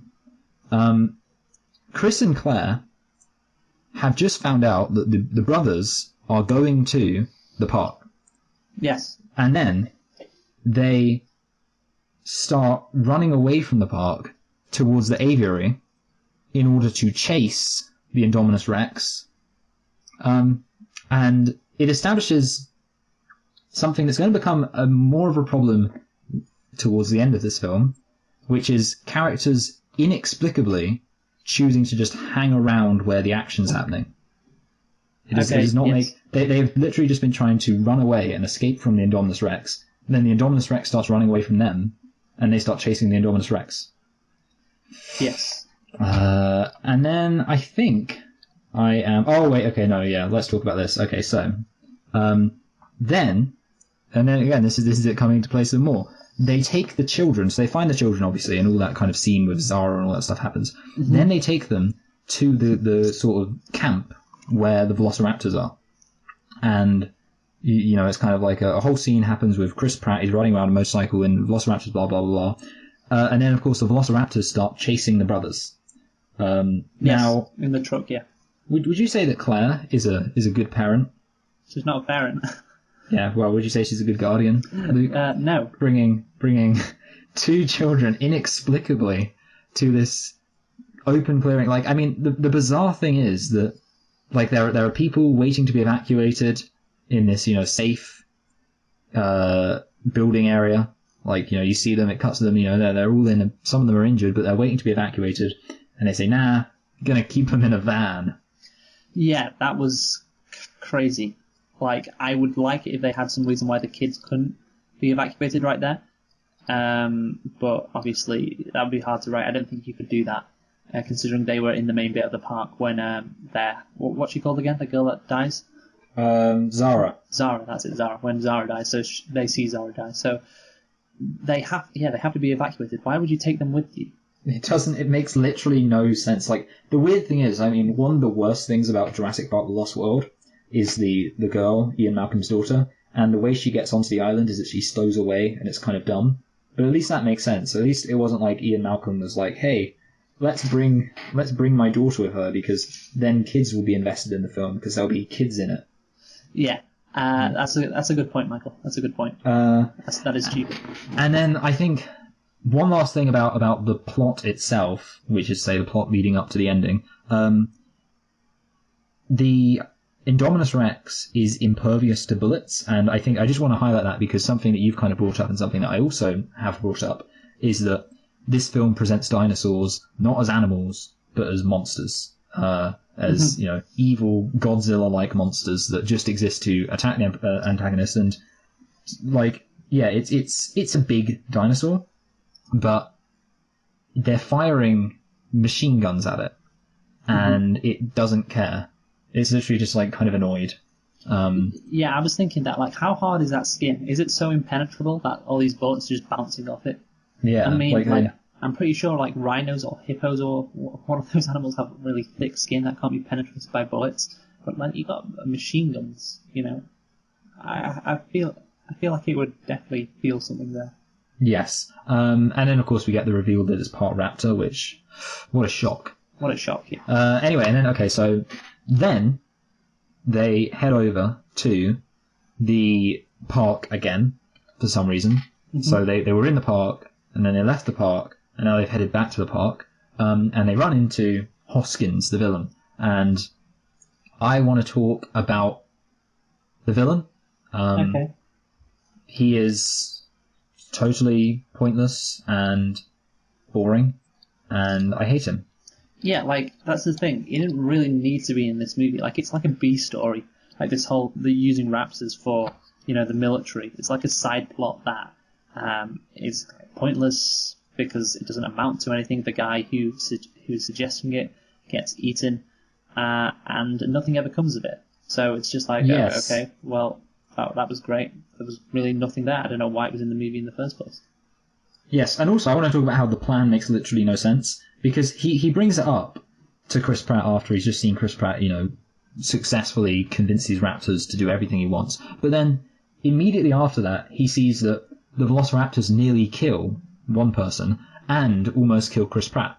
You know, like, Chris Pratt has to run in there and kind of save the day, because, you know, site workers are about to get eaten by Velociraptors, and they almost kill him. And he is, you know, he is imprinted on the Velociraptors when they are young.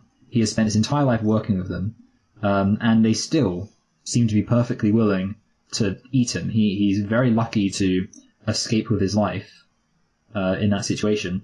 And this guy, Hoskins, is still like, yeah, let's use these for military application. And again, it also kind of feels like it's again symptomatic of the fact that these films have turned dinosaurs into superpowered, this film has turned dinosaurs into superpowered killing machine monsters. Because the Velociraptors in Jurassic Park 1, they would have been okay, but, like, all you'd need is a bit of range and a gun, and that would probably be, 1-0 to human beings. But in this, it's like they are just monsters. Yeah, I'm just thinking, actually, after the Velociraptor kills Hoskins, then it immediately runs out and chases after, Owen, Claire, and the kids, like, 5 seconds later. Like, why would it be doing that? Like, it's just killed a human? Yeah, why doesn't it eat it? Why isn't it, like, they Because it just exists to antagonize people. Yeah, it just exists to chase everybody around like the Indominus Rex. Just chase everybody around, cause as much chaos as possible, scare as many people, like it's a monster. Right? That's a it. plot deviceosaurus. Plot deviceosaurus, yes. It's just really bad. Yeah, badly done. Yeah. Hoskins, he has a terrible motivation, because his motivation is basically just he's an idiot. Like, the problem is, because his plan is so terrible, his literal motivation is that he's written to be a stereotypical pig-headed moron who doesn't understand anything. For example, Dennis Nedry is, first of all, like, a likable, well, not likable, but he's got he has a character, he has a personality, and his reason for doing what he does is because he feels he's being underpaid. So, whatever, he's greedy. Ludlow, I guess you probably don't know, that's a kind of bad guy in Jurassic Park, The Lost World. He's the guy who tries to set up the San Diego park, basically. Yes, I remember that guy, yeah. Yeah, his thing is also that he's greedy. He wants to set up the park. But the weird thing is, and then obviously in Jurassic Park 3, there's a guy called Billy who steals raptor eggs because he wants to fund an archaeological dig. And while you could say these motivations are somewhat basic, I mean, pretty much all three of them amount to characters wanting money. They make sense. Like, people do want money. Money is a common motivator for actions. But this guy, his motivation genuinely seems to be that he actually thinks his plan will work. He's like, if you let me train these raptors up as weapons, they'll save lives out in the field, because they'll get the terrorists and our soldiers won't have to. And you just think, what? Like, no one's just walking up to this guy going like, what are you talking about? He's like a crazy old man.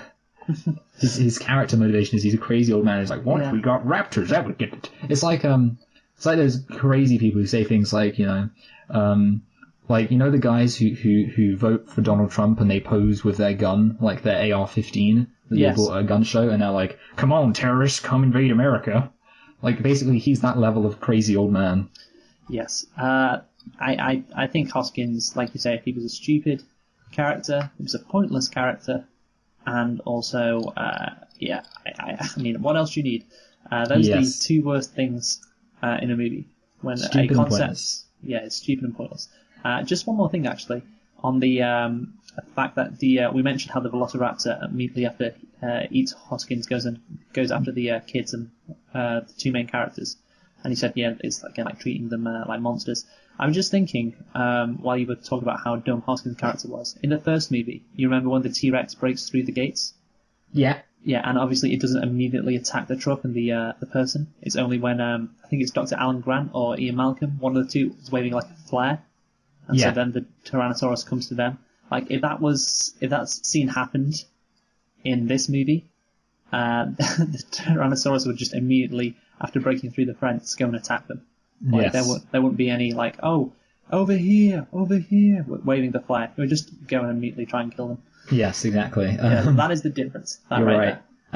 And so a final thing on Hoskins, sort of, I want to talk about something that I think they could have done that would have made it more interesting. Because they kind of, so there's a scene where Hoskins is talking about he had a wolf pup. And he tells this kind of monologue that almost feels really out of place. Because he says, like, I had a wolf pup and it bit my wife's arm off. And it's like, they're trying to give him, or it seems like they were trying to give him an actual motivation. Like, it was like, his motivation is that he had a wolf pup and the wolf pup saved him, and for that reason he thinks that the Velociraptors will also save him. And the weird thing is I think they almost got it right. It doesn't work at all because he's not written to be, anything like, it's kind of like an introspective scene, but he's not written to be like that anywhere else. What they should have done is they should have had Hoskins be someone who actually, like, really loved animals and really, believe, like, he should have been the raptor expert, not Chris Pratt. Chris Pratt should have just been some random dude. He should have been the raptor expert, and he should have been written almost as like a sympathetic character, like, you know, he actually knows things. He's a paleontologist. He understands raptors, and then the reveal at the end, or, you know, maybe halfway through or whatever, second act, is that he's like, actually, you know, I love raptors so much that I believe they can be used as weapons, and that's when you get his kind of villainous side. That would have been interesting. That would have been good. And because basically what you have instead is it's like he literally tells you his motivation up front in a scene that pretty much just says, you know, I'm the villain. You know, he's just like, war. I mean, if someone's, there's no nuance. If basically his character is just, you know, hey, I think we should use animals for war.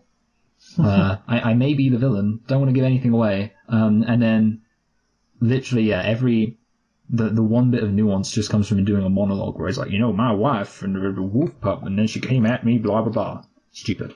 Yes. And also, final thing, it doesn't make sense how he dies, because there's like, how did the raptor get there? And there's this military operation going on. He's got these, you know, InGen people coming in, presumably some of them mercenaries, packing up all of this kind of stuff in this laboratory. And the raptor apparently sneaks through, you know, no one notices it, and then it just jumps out of nowhere and attacks them. And it's like, okay, did they not have like a secure perimeter? You know, it's a bit ridiculous, and, you know, no one hears it run in and screech at him. There's a lot of moments in that movie, in this movie, where it's like, wait, how did that dinosaur get there? Like, why is that dinosaur there? Like at the end when the Indominus Rex shows up in the main park. Well, you know what, Luke? It's funny you should mention that, because finally we've just about reached the end. Yes, just about. Time to talk about the final fight then, I guess. The final fight scene, and I'm gonna let you talk about this for a while, because, well, you know, I've been dominating a bit, and then I'll pick up anything that I notice. So okay, take it away. The first thing I noticed is the characters don't run away while this is happening. That's the first thing I was like, okay. All right, there we go. Yeah. That is my number one. So my favorite bit is the fact that there is a scene or a bit where Claire appears and she screams, "Run!" She screams it like with this, you know, real delivery of this is life and death, run. And they run like a couple of feet and hide behind a rock and just start watching what's happening, and it's the most ridiculous thing. Anyway, continue. Yes, you know what, Michael, I'm actually watching that right now, and Claire just said run. By the way, I think Claire's a bit lucky to get the Tyrannosaurus Rex out of the whole cage that he's in, because the Tyrannosaurus Rex could be anywhere in the enclosure, and he just happens to be very close to the exit door. That is lucky. Yeah, it is quite lucky. I was thinking that. And then obviously she runs in high heels. Yes, so the fight is, I mean, it's cool, I guess. So Colin Trevorrow will be happy with that. But like, it's not. It's just like it's not. When I think of Jurassic Park, I don't think of like two monsters fighting like in a battle royale. Yeah, battle royale thing. Like in the new Jurassic World game, what people have been doing is they have been creating like these this battle zone or whatever. So there's like an enclosure on the left and an enclosure on the right, and then they release these two dinosaurs and they fight. That's what, you know, in the video game. That's what they've been doing. I think the movie should be a bit more sophisticated than that. I don't know what ending you could have had, you know, based on the plot up to that point, but certainly like it was just a case of, okay, we want to get this Indominus Rex to fight the Raptor and the Tyrannosaurus Rex. Wouldn't it be cool? And then obviously the Mosasaurus comes in at the end, and it's fairly exciting, but I just think like of the original Jurassic Park movie and John Hammond talking about the wonders of dinosaurs and nature and just splicing that footage in to this fight. You know, he's being so whimsical about everything, and then you see this fight between these three CGI dinosaurs, and it's just like, oh god, it's this, everything has to turn to shit, doesn't it? Like, yes. It's Jurassic Park has been bastardized. It's like, it was inevitable. Like, you know, if you keep producing movies, eventually you'll get to this stage where it's completely separated from what the original movie was about, Yeah. It was the inevitable conclusion. Well, it's not even the conclusion, I guess, because they got 2 more movies coming. But that's eventually they kept producing movies. This is what it was going to come down to: a massive fight between dinosaurs. That's cool and completely misses the point of the whole Jurassic Park, the first Jurassic Park movie. Yes. There's a few things I want to complain about.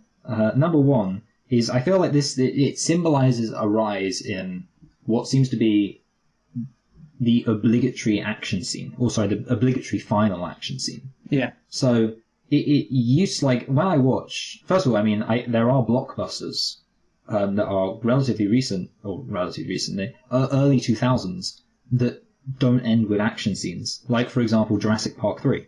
Jurassic Park 3 doesn't end with an action scene. It literally ends with an almost action scene where some velociraptors show up, but then they're able to escape at the last minute, and there's no fight. And obviously, there are obviously films that have action scenes at the end, but the action scenes make sense. The action scenes, it seems like the story demanded the action scene rather than the action scene being just demanded because it's the end of the film. Yes. So yeah. The Mosasaurus coming out of nowhere as well is just what the hell's why is he into this fight? Does he not like the Indominus Rex either? Yes, I have to bring this up. Do you know the Nostalgia Critic? You've mentioned him, and I think I know who he is. Okay. Yeah. Well, I used footage of him to represent the opposite of my opinion on the fight scene in my review, which was he says that it was the coolest Jurassic Park scene ever. That fight scene, he says, is the coolest. So anything in Jurassic Park, the original Jurassic Park, the fantastic original Jurassic Park, in his opinion, is surpassed by this completely pointless fight scene out of nowhere, and I hate it. Anyway. I just wanted to say before we go, before we wrap up we were not quite going to go, Luke. Oh, we weren't going to go. Oh, what were you going to talk about? I was going to talk about, so I think I don't have anything to say specifically about the fight scene, although actually I do want to talk about the fact that Chris Pratt tells them to be quiet, and again, they've established that it hunts through thermal radiation, so why does he tell them to be quiet? That doesn't make any sense. Oh, and also, I realised what they should have done, if they were sensible, and they actually, wanted to stay safe, when the Indominus started fighting the T-Rex, they should have ran to the T-Rex paddock and got the computer guy to lock them in, because that would have been the safest place. Yeah. Anyway, okay, so I want to talk about this because I think this is a really important thing. I went through every single death scene in the Jurassic Park films. Oh, Michael, 1 minute. I wasn't finished talking about the final fight scene. Okay, yeah, that's fine. Yeah, we'll talk about this. Okay, I'm surprised you didn't bring it up, by the way, because I thought you definitely would. Maybe I did, actually, and I just prioritized it. Tell me what it is, okay, Luke? It's at the end. It's I think it's officially what I'd say is the jumping of the shark moment. If you can tell where it is. Is it? I'm curious to know what it is, actually. Or jumping the Mosasaur moment, should I say. So it is specifically the fact that Mosasaur jumps out and kills it? Oh, no, okay. No, that's not that, because it's a surprise, but it's okay, fine. Yeah. I can conceive of that happening, I guess. I don't know if Mosasaurs can do that, but, I mean, fine. I'm willing to believe that it's something that could happen in the realm of reality if dinosaurs did exist. Yes. But the jumping of the Mosasaur moment, or the shark, whatever, is the moment when the T-Rex and the Velociraptor nod at each other. Okay, I thought you were going to say that. That's what I thought you were going to say. They have a look at they acknowledge each other. That you Yes. know what Velociraptor, you know what T-Rex, we may be enemies and all that, but we did something good here today. We'll go our separate ways. Dinosaurs think like that. Yes. You are right. It is dumb, and that was what I was going to guess you were going to bring up. And I think that moment was okay, right? What are we living in? Right now, are these movies based in? Well, they're not based in reality, obviously, but you can't do that. You've got to have maybe the T-Rex just walk away or whatever, and the raptor just run away from the fight, because then it's just these animals clearly wouldn't do that. We've entered just this absurd realm that isn't in this franchise, which just nothing has to make sense anymore. Like, these animals would still attack each other. And just to give that look of acknowledgement, it's just, oh my god. The dinosaurs, they're smart, but they ain't that smart. Yes, I agree. Yeah, that is. I didn't actually bring that up. You didn't bring it up in your 3-hour review? I didn't, surprise. Well, I think I was just so tired, Luke.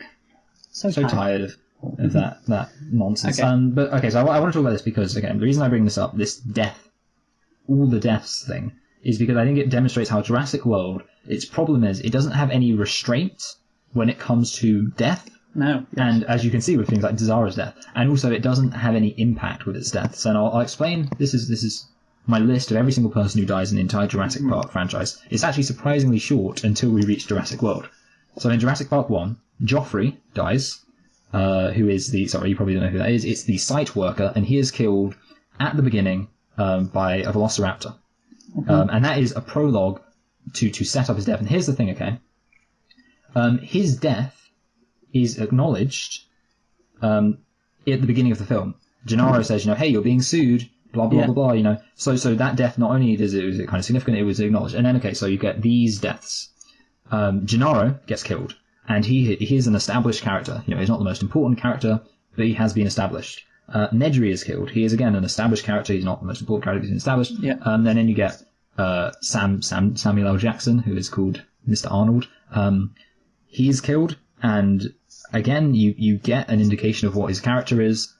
Muldoon is killed, and again, you get an indication of what his character is. Every single person has several scenes before their death, before they die, with the exception of Joffrey, the site worker, but again, he's just killed to set things up. So, that's pretty great. Only 5 people die, but each one of them has impact, each one of them has significance. And then, and this is important, at the beginning of The Lost World, Ian Malcolm is talking about how, they're being sued. The company, they're being sued because they've caused all these deaths on the island. Yeah. So again, all those deaths are acknowledged, and then I'll just go through the Lost World deaths. Even then, not that many. A guy called Eddie Carr, who is one of the people who's part of the group, dies. He is completely established. Dieter, who is a hunter, is killed. A guy called Carter is killed. A guy called Burke is killed. And then 6 random hunters are killed. So before those 6 random hunters, every single person, again, same deal, has had multiple scenes where they've shown something about their character. They've had lines. They've had things that, we know who they are. And then obviously the 6 hunters are killed by raptors. Again, that's just to establish the raptors as a threat, or whatever. And then a guy called A.G. Sidhu's killed. Again, same thing. People die on the ship. Again, that doesn't really matter, because it's just there to establish, it's not played for shock value. And then a guy gets killed by a T-Rex. He gets eaten by a T-Rex. Again, we don't know him, but whatever. And then Ludlow, this is the last one, gets killed, and he is the villain. He's the main antagonist throughout the entire film, and he's, an important death. So again, you've got 8 people who were killed had establishing scenes, while the 6 InGen hunters had no establishing scenes. Jurassic Park 3 has 2 people who are on a boat at the beginning in the prologue get killed. Again, obviously, people being killed in the prologue, they can't be established. And then the 4 people after that are established. 3 mercenaries and the kid's stepdad are killed. The important thing is, Luke, that what you're seeing here is that you have a small number of people being killed, and you've got, yes, some bulk deaths to establish that dinosaurs are threats and blah blah blah blah, but a lot of the deaths are very impactful. Now, Jurassic World, okay? So first of all, you realise how long you spent on that, by the way? I know, Luke, but it's important. You could have just said that there's not that many deaths. I wanted to talk about this, Luke. Anyway. It's not a video essay, Michael. Anyway, here's the thing, okay, Luke? Jurassic World. So, 2 guys get killed by the Indominus Rex, the fat guy and the Latino guy. Yeah. And then 6 mercenaries are killed by the Indominus Rex. That's the first 6, the ones who go after it with non-lethals. Then 2 mercenaries are killed in a helicopter. Are you noticing a trend, Luke? Yes, I'm noticing a trend, yes. Nameless mercenaries. And then Mizrahi's killed. Okay, yeah, he's an established character. Then Zara is killed. We've already said everything about that. And then, again, 6 mercenaries die. They get killed by the raptors. And then Hoskins gets killed. So, what you might have noticed there, Luke, is that in fact, the total number of deaths is 17 people.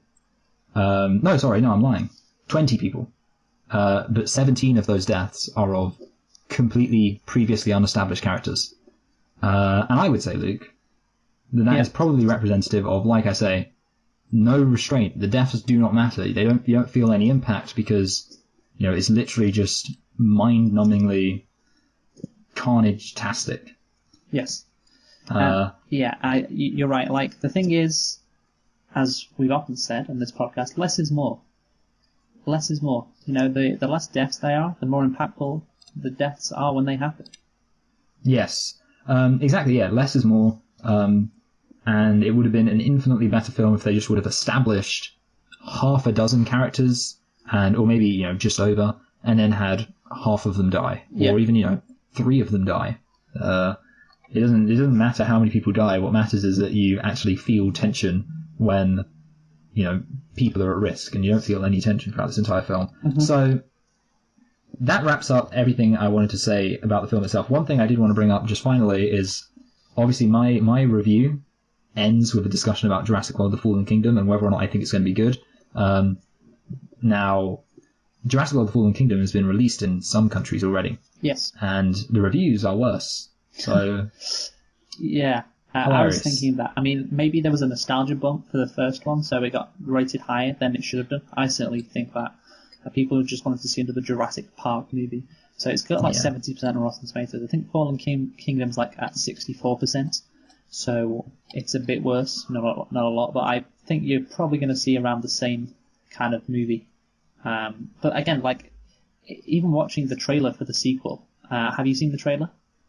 No. I should have. Well, I was meaning to, but I haven't. Again, it treats the dinosaurs, certainly the main dinosaur, I think. I don't know what type of dinosaur it is, but it treats that dinosaur like it's like a monster again, like it's out of a horror movie. And again, it's just going to have all the same problems as the first one. But when you make $1.5 billion, then why change your formula? Yeah, so we can all look forward to the third installment. Yeah. Anyway, and with that, I think it's time to wrap up. Yes, I think it is as well. Do you want to go first? Or should I? Yeah, I'll wrap up. It's terrible. And I guess I should say it is the film. When I thought to myself, maybe I should try my hand at one of these, reviews that people are doing nowadays. I thought, what film do I really hate that I think I could really spend a decent amount of time unpacking exactly why I hate it? And the first film that came to mind was Jurassic World. And to be honest, I almost wish I hadn't picked it because I had so much to say about it that ended up taking me about 1 billion years to edit everything and even then, I was thinking about things like that whole point about how, the other films take their time. Even the third one, it takes its time. Mm-hmm. This film doesn't. It just rushes. They rush onto the island. There's no time establishing the characters, and then you already have an action scene. The first time you meet Chris Pratt, there's an action scene, and then the second time you meet the Indominus, it escapes. No patience, no suspense, no tension, no restraint. Take a good thing and put the word no on it, and you've accurately described this film. And ultimately, we don't usually, like I say, one of the reasons I wanted to kind of do a high effort review is because I was interested in kind of looking at that thing that a lot of people do where they look at the behind the scenes, they look at the interviews, and they see what kind of stuff that you can get. And we don't usually do that, obviously. We just watch the film. Sometimes we watch interviews, when we see them, but we don't scour through them all. But when you do look at the interviews, you see things like, I don't think about how the film will be interpreted. I just want it to look cool. So yeah. And Colin Trevorrow, really, he's made one indie film, then he went straight from that indie film to Jurassic World, and I think he's made another film since then, and each film people seem to think that they're not good films, and I think Colin Trevorrow might genuinely just be just not good at making films. Mm-hmm. He's one of those guys. How did he get in the position of directing this if he's not good at making films? Well, apparently Steven Spielberg liked Safety Not Guaranteed, but like I said, I haven't seen it. So yeah. Okay, so I'll sum up. Oh, sorry, I'll give it a review. Okay. Yes. I'll say this, okay? In some very real sense, I hated this film more than 50 Shades of Grey, which is my lowest film because 50 Shades of Grey, it's stupid and dumb and there's lots wrong with it, but it doesn't offend me.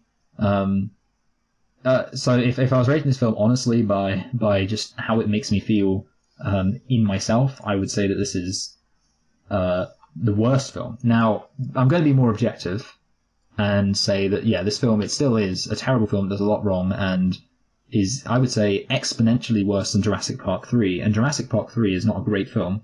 So I'm going to place this film between Tomb Raider and Daddy's Home 2. And I'm reasonably happy putting it there. Okay. So I'll just sum up on Jurassic World. This movie, ultimately, I think is just lazy. That's really the root of all its problems. It's just lazy. The characters are cliche. The premise is stupid. The plot is just too simple. It's like a monster or a horror movie. And Jurassic Park 1 wasn't like that. Jurassic Park 1 could not be described as that. This movie acts like the dinosaurs are like monsters instead of animals, obviously, as well. And the sad thing is that, like Jurassic World, it's just a dumb action movie.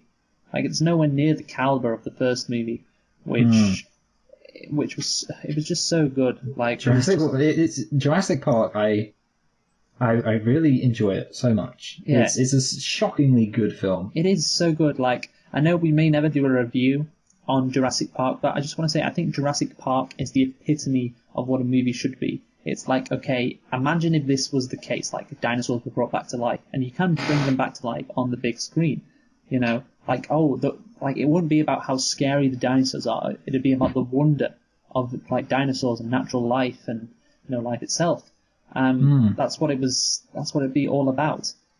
And so this movie, it's like it doesn't have any wonder to it as well. Which, I mean, it has a lot of other problems, but that is a big element missing that Colin Trevorrow failed to recapture. Although he failed to recapture in this movie. There's blips of it. There's parts, dotted around, but it's just not there. So overall, like, very disappointed in this movie. I think, you kind of knew what movie it was going to be right from the first trailer where you saw Chris Pratt riding his motorcycle alongside the 3 Velociraptors. Yeah. That's when, right, okay, this is not going to be anywhere near how good Jurassic Park 1 was. So I'm going to give it a 4 out of 10, Michael. A 4 out of 10. Which I think puts it at the same level as the first Daddy's Home movie and Tomb Raider. Yeah, around that level. Yeah, not a good movie, very that's reasonable. Yeah. Anyway, so obviously this was kind of a different episode because obviously it was largely discussing a lot of stuff that I've already put out there. But next week we'll be back to normal, looking at, and also I'll upload things. I guess I think I explained that the reason why I didn't upload things was because I was trying to render Jurassic World, and I'll still try and get the part 3 up, but I'm going to actually render the stuff that isn't being annoying. For some reason it's only that stuff. I think it's just because there's more going on and my computer can't handle it, whereas obviously it's just a static image for the other stuff. But next week we will be looking at Sicario, which is a really surprisingly normal film. Yeah. It feels like there's been a lot of stuff going on in these past few weeks with Star Wars and Jurassic World. Yeah, we've been looking at all these crazy franchises. Mm-hmm. To be honest, the idea that there is a Sicario 2 is kind of crazy to me, because... But anyway, yeah, we'll talk about that when we review Sicario. Yes. So, and thank you. I have been... Oh. No, wait, you have been. Yeah, I have been Luke. Who have you been, Michael? I've been Michael. You've been Michael. And thank you for listening to our Jurassic World review. We've been selecting and reflecting on something that was really sad, I think. Something that, just really disappointing. Ahead of Jurassic World 2, The Fallen Kingdom, which doesn't look to be much better. Anyway, once again, thanks for listening, and goodbye. Colin Trevorrow ruined my childhood. Yeah.